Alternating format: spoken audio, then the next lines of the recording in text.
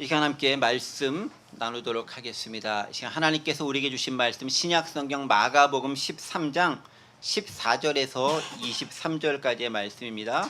마가복음 13장 14절에서 23절까지 저와 여러분이 한 절씩 교독하시고 마지막 23절은 한 목소리로 봉독하겠습니다. 제가 14절 말씀 읽습니다.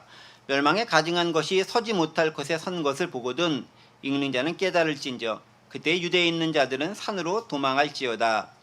지붕 위에 있는 자는 내려가지도 말고 집에 있는 무엇을 가지러 들어가지도 말며 밭에 있는 자는 겉옷을 가지러 뒤로 돌이키지 말지어다. 그날에는 아이된 자들과 손 넘이는 자들에게 화가 있으리로다. 이 일이 겨울에 일어나지 않도록 기도하라. 이는 그날들의 환난 날이 되겠습니다. 하나님께서 창조하신 초부터 지금까지 이런 환난이 없었고 후에도 없으리라. 만일 주께서 그날들을 감하지 아니하셨더라면 모든 육체가 구원을 얻지 못할 것이거늘 자기가 택하신 자들 위하여 그날들을 감하셨느니라.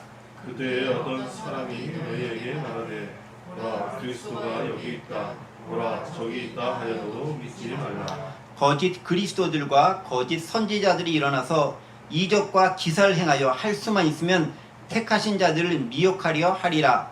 너희는 삼가라. 내가 모든 일을 너희에게 미리 말하였느니라. 아멘. 아멘.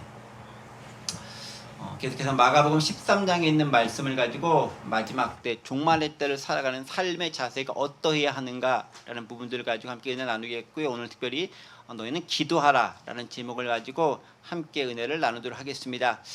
우리는 계속 지난 시간부터 계속해서 멸망의 때 마지막 때를 얘기하고 있습니다. 이 멸망의 때 마지막 때라는 것은 전에도 말씀드렸던 것처럼 중의적인 의미를 가지고 있죠. 즉 예수님께서 이 말씀하셨을 때는 직접적으로는 이제 곧 얼마 안 있으면 닥치게 될, 즉 AD 한 66년부터 70년 사이에 있을 로마 군인들, 티투스 장군을 필두로 해서 로마 군인들이 완전히 예루살렘 성을 짓밟고 또 성전을 무너뜨렸던 그 장면을 통해서 멸망하는 것을 상징적으로 드러낸다라는 의미가 하나 있고, 또 두 번째는 좀 더 이제 광의적인 의미, 그리고 좀 더 포괄적인 의미로서 마지막 때 심판의 날 우리의 징조가, 그리고 우리의 삶의 자세가 어떠해야 하는가에 대해서 이야기를 나누고 있습니다. 그리고 그런 삶의 자세에 대해서 우리 지난 시간 특별히 환난과 핍박이 우리 가운데 많이 올 것인데, 그때 우리가 우리의 삶을 잘 지키면서 끝까지 인내하면서 견뎌나가라.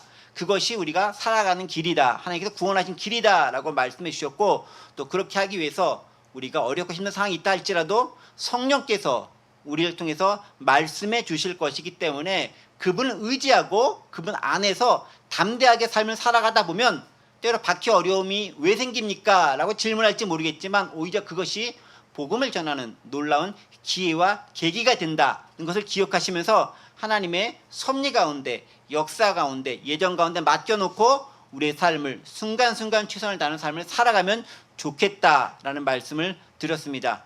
기억나시죠? 네, 제가 지난주 설교 짤막하게 한 1, 2분 동안 요약을 싹 해드렸습니다.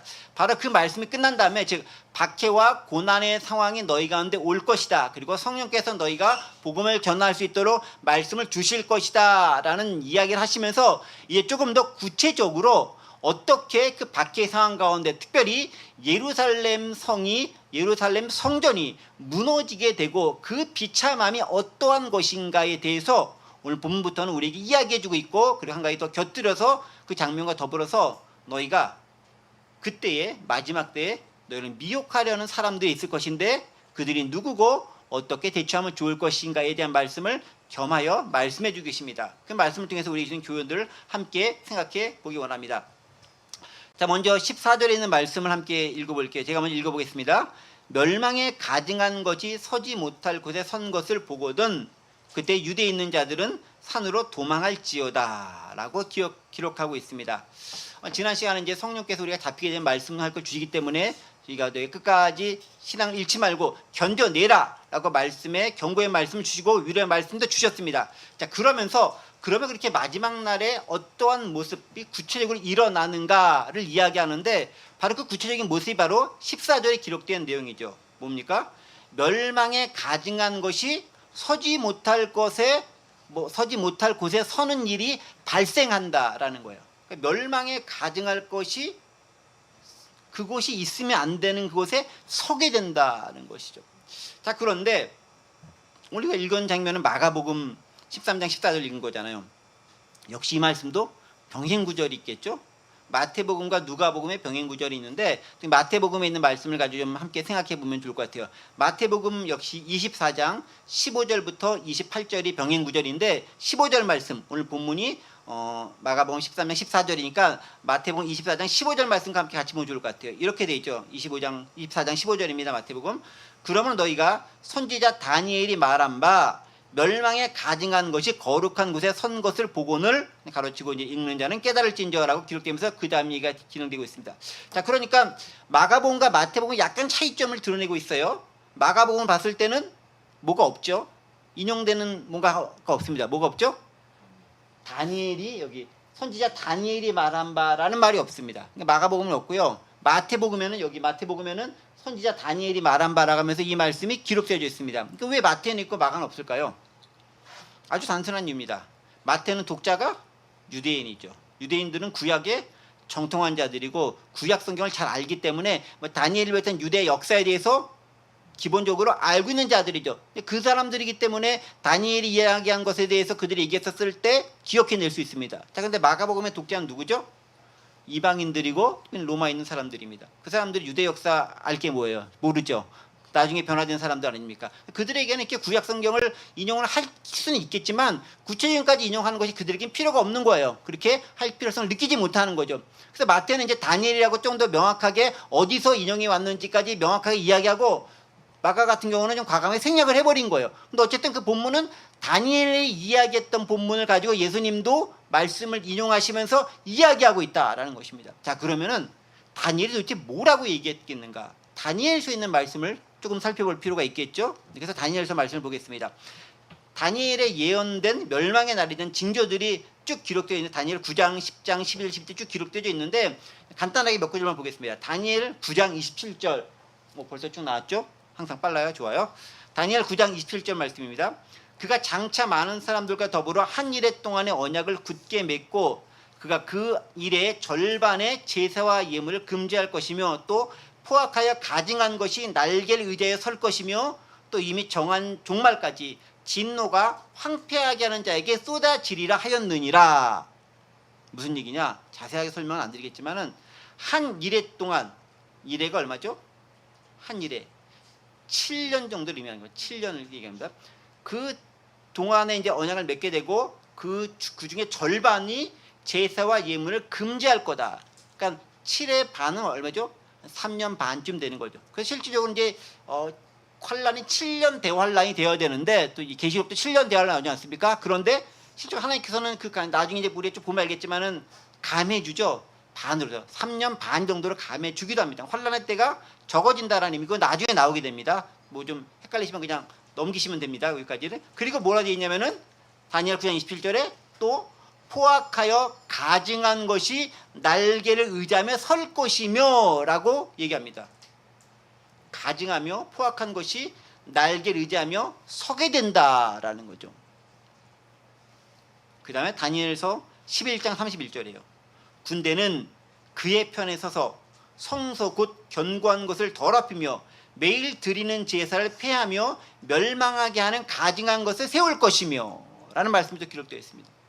그러니까 이 말씀이 나중에 어떻게 예언되냐면요. 예언이 성취되냐면은 AD 이제 66년에서 70년 사이에 로마에서 티투스 장군을 통해서 예루살렘은 포위하게 되고요. 70년에 멸망하게 되는데 예루살렘 성이 멸망하고 예루살렘 성전이 완전히 회파될 때 그때 이제 어떤 역사적 사건이 일어나면은 티투스 황제가 로마의 사실 이제 장군이었다가 나중에 이제 왕도 황제가 될 텐데 이 사람이 황제의 깃발을 성전에 딱 꽂아놔요.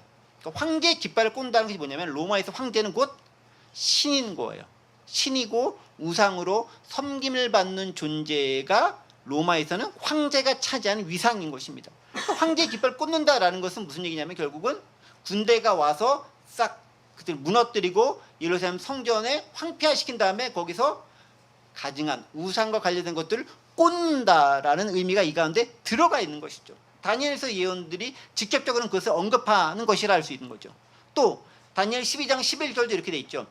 매일 드리는 제사를 피하며 멸망하게 할 가증한 것을 세울 때부터 1290일을 지낼 것이요. 1290일이 얼마죠? 연으로 따지면 갑자기 계산하기 힘들어지죠? 한 3년 반쯤 됩니다. 네, 3년 반. 네. 그러니까 원래 7년 대환란인 것인데 반을 경감해서 3년 반 정도 환란의 때가 있을 것이다라고 다니엘에서 계속 예언되어 준 말씀이 있는 거예요. 그 말씀을 가지고 계속해서 진행되어 오고 있는 거죠. 그러니까 다니엘에서 뭐라 되면은 멸망에 가증한 것, 즉 가증한 것이 원래 예루살렘 성전이 가장 거룩하고 가장 복되고 가장 귀한 곳이잖아요. 가장 성스러운 곳이잖아요. 그곳에 멸망하게 될 가증한 것이 서게 된다라는 것에 다니엘서 예언이 있다는 말씀입니다. 이 예언의 말씀을 예수님께서 그대로 따가져와서 인용하시면서 그렇게 예루살렘 성전이 무너지게 되고 회파되게 되리라 라고 얘기하고 있습니다. 자, 그러면 멸망에 가증한 것은 구체적으로 무엇이겠느냐라는 질문을 하게 되죠. 멸망에 가증한 것. 다니엘서에서도 언급된 그 멸망에 가증한 것. 멸망에 가증한 것이 뭐겠습니까? 정답도 얘기하면 우상이죠. 우상 혹은 우상 숭배하는 것, 우상 숭배의 제단들, 이게 멸망에 가증한 것이 되는 것이죠. 그러니까 하나님을 섬기는 그 성전 가운데서 이방신을 섬기는 우상이 세워진다거나 또 이방신을 섬기는 어떤 제단이라던가 그들의 템플들이 세워진다라고 하면은 멸망에 가증할 것, 즉 서지 말아야 할 것이 그곳에 서게 되는 비극적인 역사가 일어나는 것이죠. 바로 그런 모습들에 대해서 구약의 역사적으로 그런 일이 있은 적이 있었어요. 예를 들면 열왕기상 11장 6절과 7절 보면은 그런 예들을 기록하고 있죠. 멸망에 가증한 것이 무엇인가? 솔로몬이 여호와의 눈앞에서 악을 행하여 그의 아버지 다윗이 여호와를 온전히 따름같이 따르지 아니하고 모압에 가증한 그모스를 위해서 예루살렘 앞 산에 산당을 지었고 또 암몬 자손의 가증한 몰록을 위하여 그와 같이 하였다. 누가요? 솔로몬이. 다윗이 했었던 그 길을 따라가지 않고 이 솔로몬이 워낙 다윗 못지않게 부인들이 많았는데 정략결혼을 통해 가지고 이방의 여러 사람들을 부인으로 맞다 보니까 그들이 믿고 있었던 종교들을 그대로 가지고 와서 그들의 신당과 신전을 세웠는데 이게 어디 세웠냐면 예루살렘 성전 바로 앞에 세워서 거기서 그모스를 섬기고 거기서 몰록을 섬기고 거기서 그들이 섬기는 우상들 그대로 섬길 수 있도록 마련해 줬다는 허가를 했다라는 거예요. 그러니까 하나님을 섬겨야 되는 그 성전에서 이방신이 우상이 섬겨지고 우상신을 섬기는 성전이 그곳에 건축되었다라는 거예요. 얼마나 통탄할 만한 일이겠습니까? 그게 언제요? 솔로몬 시대에도 있었다라는 거죠.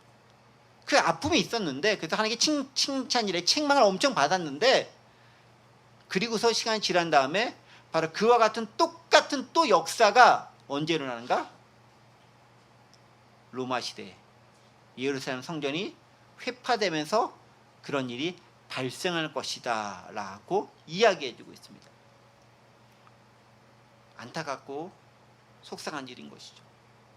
물론 그 장소라고 하는 것은요, 그 장소 자체가 완전히 거룩하다고 볼 수는 없습니다. 그러니까 하나님이 거하시기 때문에 거룩한 거지 그 장소 자체가 뭐 원래부터 거룩하거나 그렇진 않아요. 예전에는 뭐 이렇게 그 성물 또 뭐 성전 또 이렇게 뭐 성구 뭐 이런 거 해가지고 예배당 앞에 있는 것들은 다 거룩자를 붙였잖아요. 거룩할 성자 붙였잖아요. 그래서 뭐 이렇게 이 같은 것들이 강대상이긴 하지만 이렇게 뭐 이것도 성물이라 그래가지고 함부로 만지지도 못하고 여인들 여기 올라가지도 못하고 막 그래서 요새는 생각할 수 없는 일이지만 예전 정말 그래서 예새 어르신들 같은 경우는 어디 거기를 막 올라가자고 막 그러신 분들이 계셨어요. 그러니까 너무 이제 절대시하는 거죠. 거룩하게 하는 거죠. 근데 뭐 장소 자체가 거룩하겠어요? 물건 자체가 거룩하겠어요? 그래서 거룩하게 하면 그게 우상숭배가 되는 건데 이제 그분들의 마음은 그렇지만 어쨌든 표현이 그렇게 됐다라는 거죠.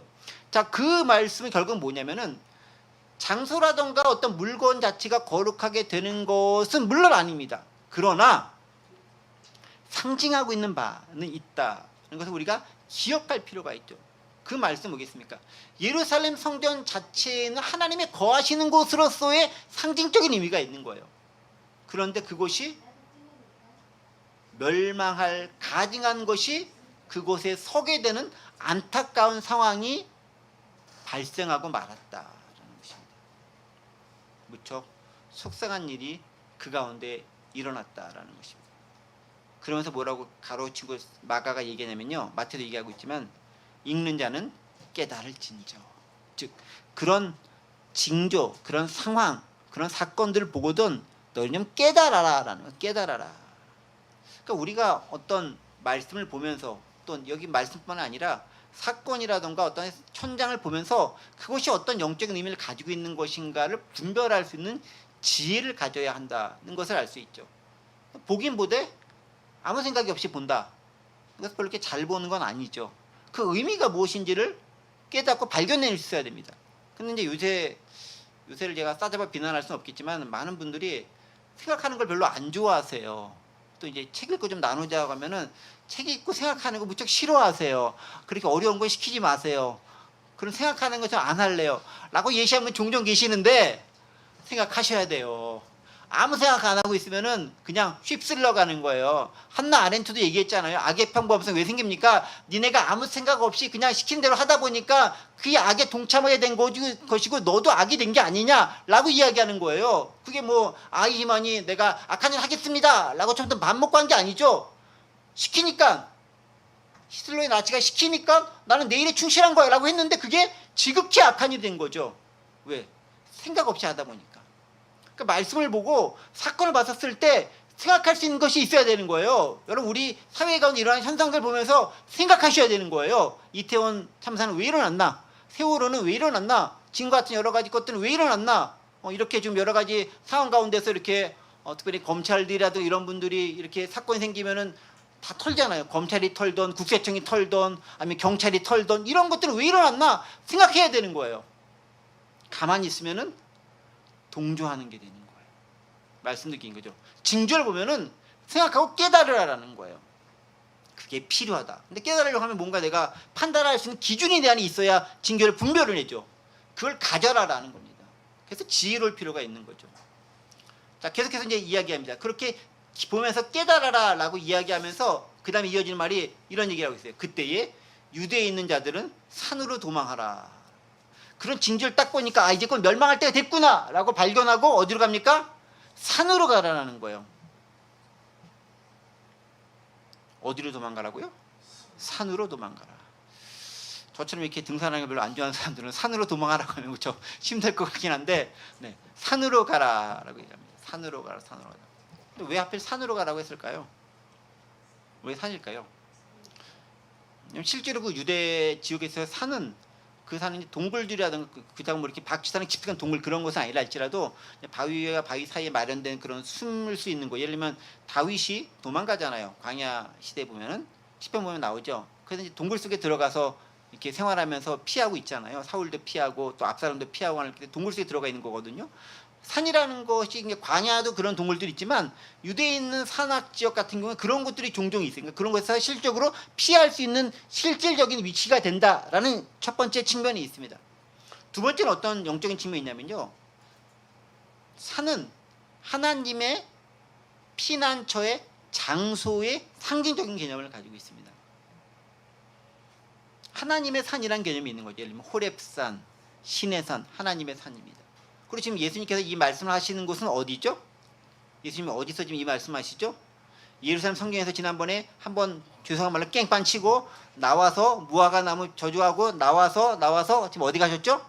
예루살렘 바로 앞에 있는 올리브산, 감람산에 지금 올라가신 거죠. 거기서 지금 예루살렘 성전을 앉아서 바라보시면서 지금 제자들에게 말씀하고 계시죠.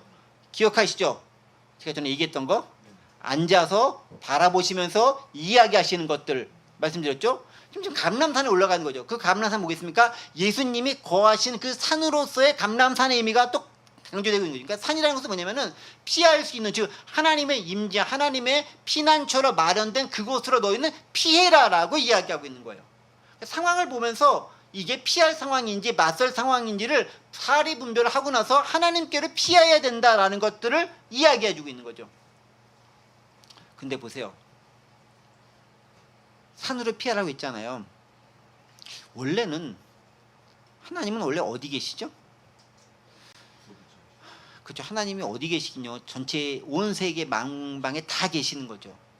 그러나 그러함에도 유대인들, 이스라엘 백성들은 하나님의 임재의 상징으로 뭘 지었죠? 성전을 지었습니다. 그리고 하나님과 만나는 곳으로 지성소를 통해서 그곳에서 백성들은 하나님을 만났고 하나님께서 내가 이곳에 너희와 함께한다라는 표시를 구름 기둥과 불 기둥을 통해서 그들에게 나타내고 보여주었습니다. 그러니까 성전이라는 것은 하나님이 지금 우리와 함께 하신다라는 것에 대한 상징적인 의미를 포함하고 있는 거예요. 뭐가요? 성전이. 근데 지금 성전에 있으면 돼요, 안 돼요? 예루살렘 성전에 있으면 어떻게 돼요? 죽는 거예요. 어디로 가야 된다고요? 산으로.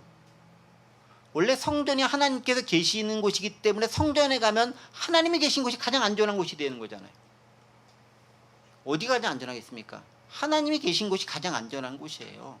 빗발치는 전쟁터에서도 하나님과 함께 있을 때 안전한 곳이고, 아무리 후방 저 뒤에 있는 그 안방 속에 지하실 지하 30층 속에 숨어 있다 할지라도 하나님이 안 계시는 곳이 되면 그곳에서 예기치 못한 다른 것으로 인해 죽을 수도 있는 거예요.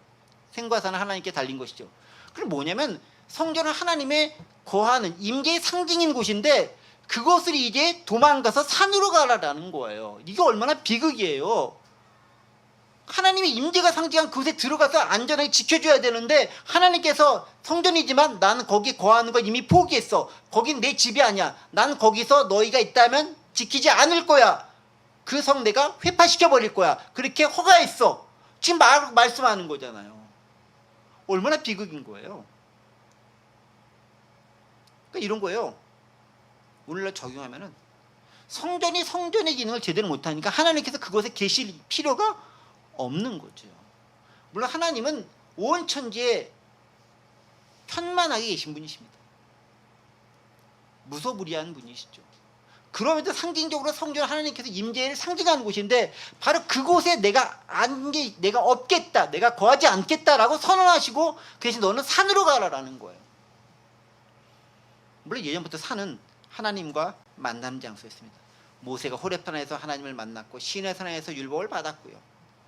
엘리야도 산에서 하나님을 만나서 위로를 받았습니다. 예수님도 산에 올라가셔서 혼자 조용한 기도 시간을 갖고 제자들에게 말씀도 선포하시기도 하셨습니다. 그 산은 하나님과 만나는 그런 장소이기도 합니다. 원초적인 그 산으로 돌아가라. 다른 말로 하나님께서 계시는 그곳으로 너희 신앙을 다시 한번 돌이켜서 회복하는 곳으로 가라라는 거예요. 왜? 성전이 성전기는 못하니까 그렇게 하라라는 거예요. 오늘 우리 지금 메시지 비슷한 거예요.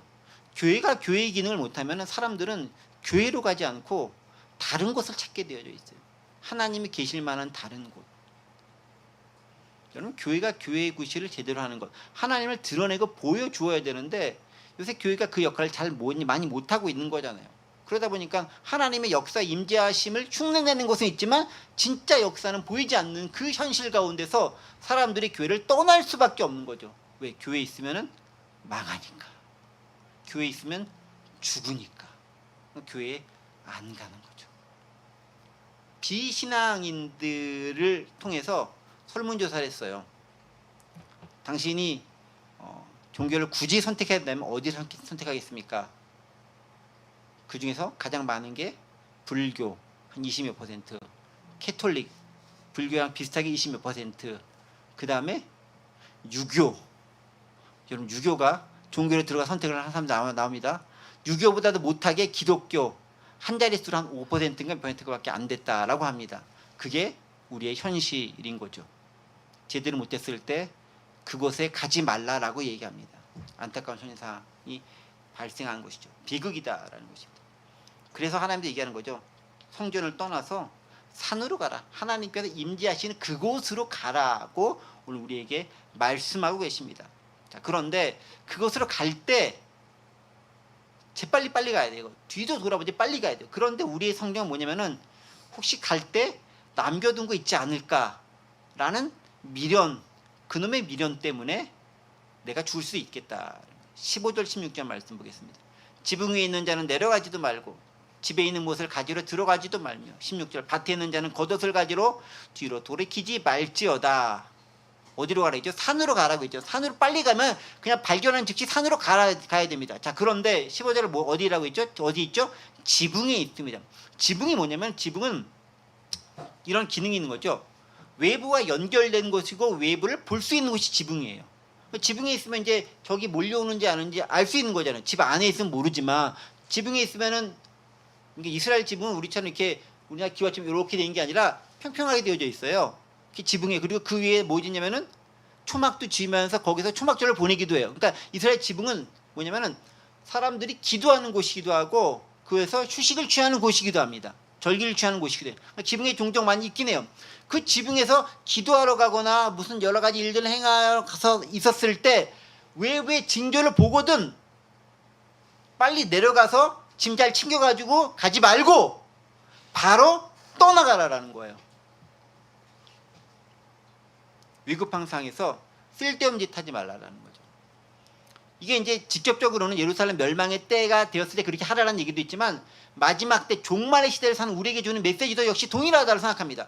마지막 때에 살고 있다 하면 우리가 하나님을 믿는 신앙, 하나님 계신 그 산으로 빨리 가야 될 텐데 우리의 남겨진 미련은 세상에 아직도 내야 할 것이 많이 있기 때문에 조금 더 가져갈 것이 많이 있기 때문에 그거 좀 챙겨가지고 가겠습니다 라고 하면서 조금만 기다려주세요 라고 말씀드리고 내려갔다가 영영 못 돌아오는 비극과 불상사를 맞이할 수도 있다는 거죠. 위급한 상황에서는 쓸데없는 짓 하면 안 되는 거예요. 신경 쓰지 말 것에 신경 쓰면 본질을 잃어버리게 됩니다. 여러분 근데 바로 이 말씀 15절 16절 말씀을 딱 들었을 때 뭔가 떠오르는 연상되어지는 구약의 사건 혹시 있지 않습니까? 무슨 사건이 떠오르죠? 그렇죠. 훌륭하십니다. 소돔과 고모라 사건 딱 떠오르죠? 맞아요. 재앙의 날 마지막 때 소돔과 고모라 멸망할 때 그 모습과 어쩌면 그렇게 흡사한지 모르겠습니다. 여러분 창세기 19장 15절부터 17절 26절에 있는 말씀인데요. 이 말씀이죠. 동틀 때 천사가 롯을 재촉하여 이르되 일어나 여기는 네 아비와 아내와 두 딸을 이끌어내라. 이 성의 죄악 중에 함께 멸망할까 하노라. 그러나 롯이 지체하매 그 사람들이 롯의 손과 그 아내의 손과 두 딸의 손을 잡아 인도하여 성 밖에 두니 여호와께서 그에게 자비를 더하심이었더라. 그 사람들이 그를 밖으로 이끌어낸 후에 이르되 도망하여 생명을 보존하라. 돌아보거나 들에 머물지 말고 산으로 도망하여 멸망함을 면하라 라고 소돔과 고모라 멸망할 때 하나님의 천사들이 롯의 일과는 그리스도를 살리기 위해서 경고하는 장면. 그것도 말을 잘 안 듣고 뒤돌아보려고 하니까 손을 잡고 끄집어내면서 머물지 말고 빨리 가자고 하면서 재촉하는 그 모습이 아주 실감나게 묘사되어 있죠. 결국 롯의 일가는 구원을 받아요. 그런데 마지막에 비극 생기죠. 26절 19장 26절 창세기 뭐라고 되어 있습니까? 롯의 아내는 뒤를 돌아보았으므로 소금 기둥이 되었더라. 남겨진 뭐 좋은 게 있었던 것 같아요. 그게 뭔지 전 모르지만 그걸 보고서 소금 기둥이 되었다. 여기 뭐라고 되어 있죠? 롯의 아내는 뒤를 돌아보았으므로 소금 기둥이 되었더라. 아까 마가복음 13장 16절에 뭐라고 되어 있죠? 밭에 있는 자는 겉옷을 가지러 뒤로 돌이키지 말지니라. 하나님께서 명령하시면 돌아보지 말고 미련 두지 말고 빨리 가는 게 잘하는 거예요. 돌아보는 순간 소금 기둥이 될지 모르겠습니다. 그 소금이 맛이 있는지 모르겠지만 요새 소금이 워낙 귀한 띠가 됐잖아요. 소금 사러 슈퍼에 가면 없다고 하더라고요. 여전히. 소금 기둥이 될 수도 있습니다. 돌이키지 말라라는 거죠. 뭡니까? 세상에 미련 갖지 말고 버릴 건 빨리 버리고 가야 된다라는 거예요. 왜냐면 정말 중요한 건 네 목숨인데 그 목숨을 구하는 게 먼저지 다른 것들 이렇게 주섬주섬 하려고 하다가 네 목숨까지 날릴 수 있다라는 거예요.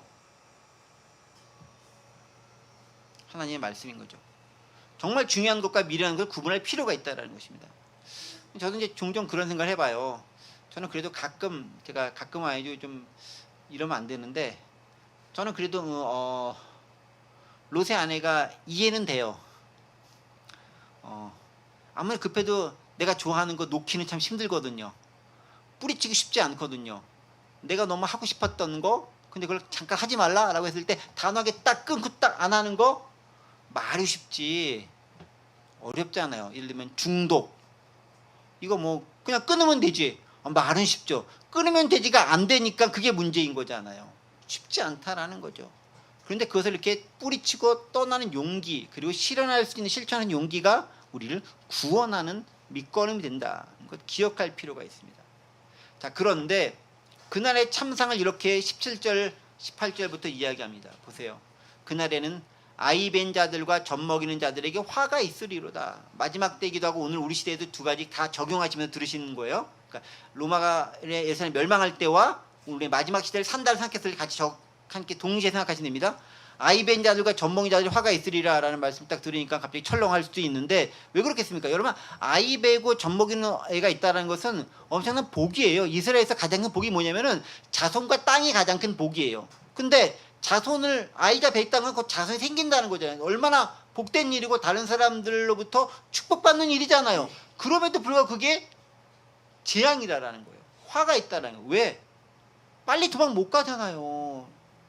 그러니까 임신부가 돼가지고 움직이는데 힘들잖아요. 어렵다라는 거죠. 그 다음에 18절 보세요.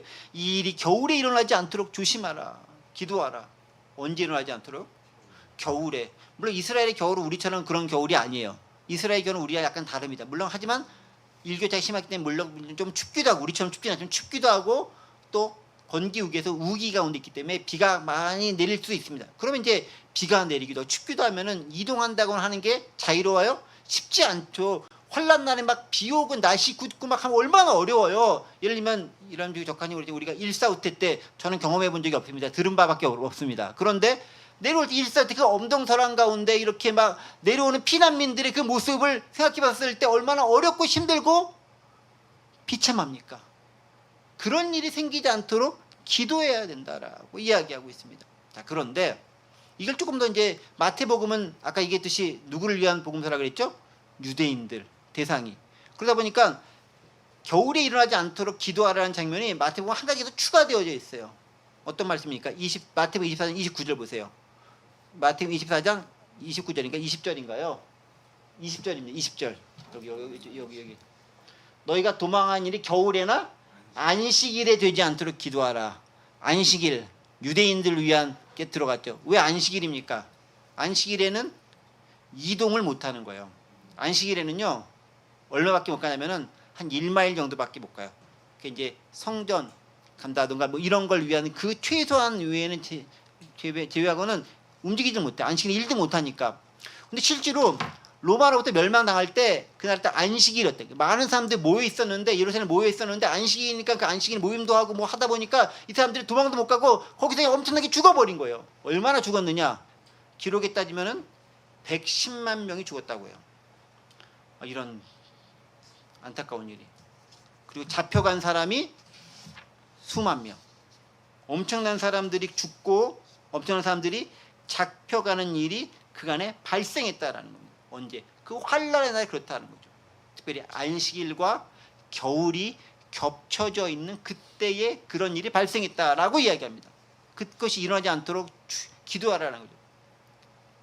그러니까 우리가 해야 될 것은 핵심인 건 이거예요. 기도할 필요가 있다는 것입니다. 기도할 필요가 있다. 근데 뭘 기도해라는 겁니까? 첫 번째는요. 그런 일들이 일어나지 않도록 기도하는 게 필요한 거죠. 그것은 다른 말로 뭐냐면요. 성전이 원래 성전의 기능을 제대로 감당할 수 있도록 기도하는 것이 필요하다라는 거예요. 그걸 못했기 때문에 지금 이런 일이 발생되는 거잖아요. 원래 예루살렘 성전의 기능을 제대로 감당했다면은 이런 일이 발생하지 않는 거죠. 근데 그러지 못하니까 이런 비극이 발생하니까 그러지 않도록 기도하라는 겁니다. 또 한 가지 뭐냐면은 오늘 본문과 연결되어진 그 문맥상의 의미는 뭐냐면 이런 것들이죠. 상황을 하나님께서 호전시켜 주셔서 그래도 너희가 환난을 당한다 할지라도 피해갈 수 있는 좀 덜 할 수 있는 경감될 수 있는 것을 위해 기도하라라고 이야기합니다. 그리고 실제로 이어지는 구절들을 보면 하나님께서 그들을 경감시켜 주셨다. 환난을 경감시켜 주셨다라는 것들을 발견할 수 있습니다. 그게 19절 20절이에요. 보세요. 이는 그 날들이 환난의 날이 되겠습니다. 환난의 날 맞죠? 하나님께서 창조하신 시초부터 지금까지 이런 환난이 없었고 후에도 없으리라. 그만큼 아주 철저하게 무너지는 환난인 거죠. 직접적으로는 예루살렘 성전인데 이스라엘 백성들에게서 예루살렘 성전 하나님의 임재를 상징 그것이 무너지는 것만큼 치욕적이고 비극적인 건 없는 거예요. 그런 일이 발생하니까 그들은 하나님의 창조 후에 가장 큰 비극이었다라고 심적으로 느낄 수밖에 없는 날이 그런 날이고 그 환난 때가 되었다라는 거죠. 그러함에도 20절에서 뭐라고 기록되어 있습니까? 만일 주께서 그 날들을 감하지 아니하셨더라면 모든 육체가 구원을 얻지 못할 것이거늘 자기가 택하신 자들 위해서 그 날들을 감하셨느니라.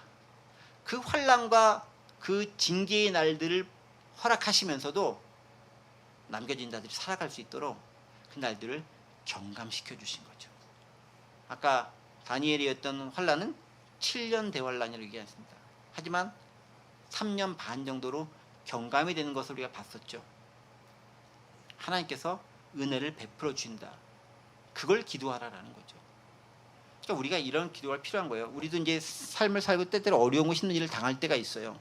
그러니까 우리가 원래는 이제 그런 일이 발생하지 않도록 기도하는 게 필요한 거예요. 그리고 그 힘든 일이 있으면 그것에 대해서 하나님께 기도함을 통해서 그 상황들이 호전되어질 수 있도록, 그 상황들이 나아질 수 있도록 기도할 필요가 있는 거예요. 그러니까 아무 기도도 안 하는 게 잘하는 건 아닌 거죠. 우리가 인간인데 연약하고 뭔가 육체적인 것을 입고 있기 때문에 뭔가 제한을 받을 수밖에 없는데 아무것도 안 하고 있다? 물론 내가 신입은 가능하죠. 그게 아니잖아요. 기도하는 거죠. 하나님 도우심을 구하는 거죠. 하나님 10개의 채찍 맞아야 되는데 좀 감해서 5개만 맞을 수 있게 해주세요 라고 기도할 수도 있는 거예요. 하나님께서 그렇게 돌이키는 자의 기도를 들으시고 경감시켜 주신다. 결정적으로 더 좋은 거 뭐냐면 보세요. 자기가 택하신 자들 위해서 그날을 감하셨느니라. 택하신 자들이 있다라는 거예요. 하나님께서 그들을 사랑하시고 그들을 위해서 조치를 취하신다라는 거예요. 소돔과 고모라가 다 멸망해버려 마땅하잖아요. 근데 누굴 살리십니까? 롯의 가족은 살리잖아요. 택하신 자들은 살리는 거잖아요. 이스라엘 백성 싹 다 멸망할 마땅하지만 남은 자들 남겨두고 있잖아요. 엘리야 시대에 엘리야가 당황해서 비판에 빠져서 아무도 없으니까 나 혼자 외롭습니다 라고 하니까 너 말고 내가 7천의 용사 남겨줬다라고 얘기하잖아요. 남은 자들이 있는 거예요. 아무도 없는 것 같고 외로운 것 같고 다 부패하고 썩어 문드러진 것처럼 보이지만 어느 곳에는 산골 깊은 곳인지 저 무인도 근처에 있는 바닷가인지 어딘지 모르지만 어디 처박혀 있는지 모르지만 하나님이 준비하신 그 사람은 어디선가 분명히 잘하고 있다라는 거예요. 그게 우리의 소망이고 희망이라는 거죠. 그게 남은 자 사상이라는 거예요. 하나님 그들을 통해 새 역사를 만드신다라는 거죠. 그게 이스라엘의 소망이었고 우리 시대의 소망이 돼요. 교회가 빛을 열어가고 있지만 그래도 어딘가는 제대로 된 교회들이 있는 거예요. 하나님께서는 그들을 통해서 소망을 가지시고 이 세상을 살려내신다라는 거죠. 우리는 그것을 위해서 기도해야 될 필요가 있다는 거죠. 마지막 마무리하겠습니다. 그때 징조 한 가지를 설명합니다. 전에 잠깐 말씀드렸듯이 21절부터 23절이죠. 그때 어떤 사람이 너에게 말하되 보라 그리스도가 여기 있다 보라 저기 있다 해도 믿지 말라. 거짓 그리스도들과 거짓 선지자들이 일어나서 이적과 기사행을 할 수만 있으면 택하신 자들을 미혹하려 하리라. 너희는 삼가라 라고 얘기합니다. 내가 모든 일 너에게 미리 말하였느라. 어떤 일이 일어난다고요? 거짓 그리스도와 거짓 선지자들이 일어난다라고 얘기합니다. 그런데 그들이 가장 큰 특징이 뭐라고 얘기하죠? 이적과 기사를 행해서 할 수만 있으면 많은 사람들을 어떻게 한다? 미혹한다.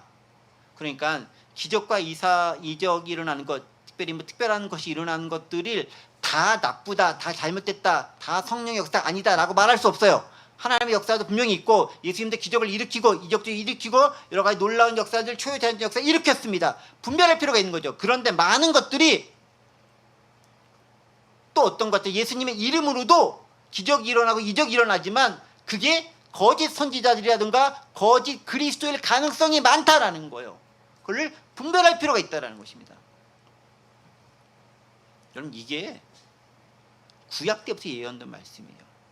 신약 시대는 당연히 그랬고 구약 때부터 예를 들면 신명기 13장 1절부터 3절까지 말씀 보겠습니다. 신명기 13장 1절 3절 너희 중에 선지자나 꿈꾸는 자가 일어나서 이적과 기사를 네게 보이고 그가 네게 말한 그 이적과 기사가 이루어지고 너희가 알지 못한 다른 신들 우리가 따라 섬기자 하고 말할지라도 너는 그 선지자나 꿈꾸는 자의 말을 청종하지 말라. 이는 너희 하나님 여호와께서 너희가 마음을 다하고 뜻을 다하여 너희 하나님 여호와를 사랑하는 여부를 알려하사 너를 시험하심이라.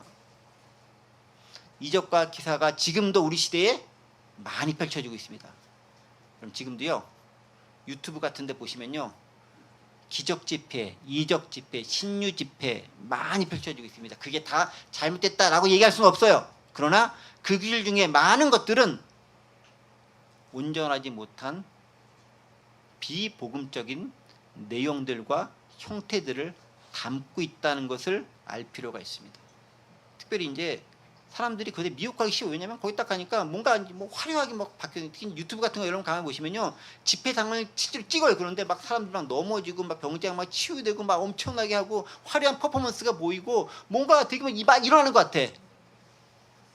근데 그 사람 중에서 많은 사람 몇 가지 공통점이, 어느 목사님 그걸 정리해놨다. 공통점의 첫 번째가 주로 외국계에서 활동하다 온 사람들이다. 그 다음에 현란한 여러 가지 그 과학기술, 영상, 음향 장비들을 활용해서 보는 사람들을 현혹하게 만든다. 그 다음에 여러 가지 활동들, 성령의 역사들만 너무 강조해서 하나님의 복음에 대한 부분들이 가려질 가능성이 있다. 몇 가지 것들을 정리해놨더라고요. 그런 부분들을 통해서 우리가 분별할 필요가 있는 거죠. 그러니까 말씀을 말씀대로 보는 게 가장 중요한 거지. 그런 것들이 현혹해서 일단 보면 멋있으니까, 뭐 나은 것처럼 보이니까 거기 또 너무 경유되면은 다른 것들은 들어오지도 않아요. 또 거기 사람들이 많이 모여요. 사람들이 모이는 곳에 복음이 있느냐? 꼭 그렇지는 않다라는 거죠. 사람들이 많이 모여서 복음이 있을 수도 있지만 꼭 그런 건 아니다라는 거죠. 분별할 필요가 있다라는 거죠. 특별히 예수님도 얘기하죠. 거짓 선지자, 거짓 그리스도 조심해라. 기적과 이사를 보인다고 현혹하지 마라. 그게 너희를 다 미혹하려고 하는 거다. 택하신 자들을 미혹해서 복음의 구원에 떨어지게 만들려는 수작이다라는 거죠. 그래서 우리가 말씀 가운데 바로 서 있을 필요가 있는 거예요. 그래야 분별할 수 있습니다. 기적과 이사가 우리를 구원하는 게 아니라 믿음이 구원하는 거고요. 믿음 가운데 있었을 때 기적과 이사는 따라서 나타날 수 있는 것. 그리고 그것은 하나님께서 택하신 경륜과 섭리 가운데서 필요에 따라서 보여주시는 거예요. 항상 기적이 일어나야 된다. 항상 이적이 일어나야 된다. 그렇지 않다라는 거예요. 필요에 따라 달라지는 거예요. 상황에 따라 달라지는 거예요. 하나님은 자연법칙도 사랑하시고 하나님은 자연법칙을 초월한 특별한 은사와 기적도 사용하시는 분이시죠. 두 가지를 우린 다 기억할 필요가 있습니다. 말씀을 정리하겠습니다. 예루살렘 성전이 멸망할 때 그 참혹한 상황을 기록해 놨습니다. 그리고 그 상황은 광의적으로 해석해 보면 말세의 때를 사는 우리에게 주시는 경고의 메시지이기도 합니다. 지금 너희 시대가 그런 시대다라는 것이죠. 조심하라고 얘기합니다. 환란의 때가 있을 수도 있다고 얘기합니다. 그러나 그때 성전이 성전의 기능을 못한다면 무너지게 될 텐데, 성전의 기능을 가장 잘할 수 있도록 기도하고, 또 그것이 안 된다면 오히려 산으로 가서 하나님의 임재가 있는 곳을 가야 한다라고 말씀하십니다. 그리고 거짓 선지자와 거짓 그리스도를 주의해야 된다고 얘기합니다. 현혹되지 말아야 된다라고 얘기합니다. 말씀대로 살아간다라는 것들은 바로 그러한 모습들에서 우리를 지킬 수 있는 가장 중요한 보호 장비가 되는 것입니다. 그 말씀으로 무장하며 오늘 하루, 이번 주 한 주, 그리고 우리가 살아가는 주님 다시 오실 그날까지 살아갈 수 있는 저 여러분들 되시기를 간절히 원합니다. 기도하겠습니다. 은혜와 사랑의 하나님 아버지, 감사합니다. 환란의 때에 정말 비참하고 비극적인 상황들이 많이 발생하지만 여전히 남은 자들을 남겨놓으시고 그들을 통한 구원의 계획을 이루어 가시는 주님을 다시금 말씀을 통해 발견합니다. 그때를 위해, 그때 그 상황 가운데서 기도하게 하시고 하나님의 임재 가운데 거하게 하시고 하나님의 도우심 가운데, 하나님 역사하신 그것 가운데 우리가 설 수 있도록 도와주옵소서. 감사드리며 예수 그리스도의 이름으로 기도하옵나이다. 아멘.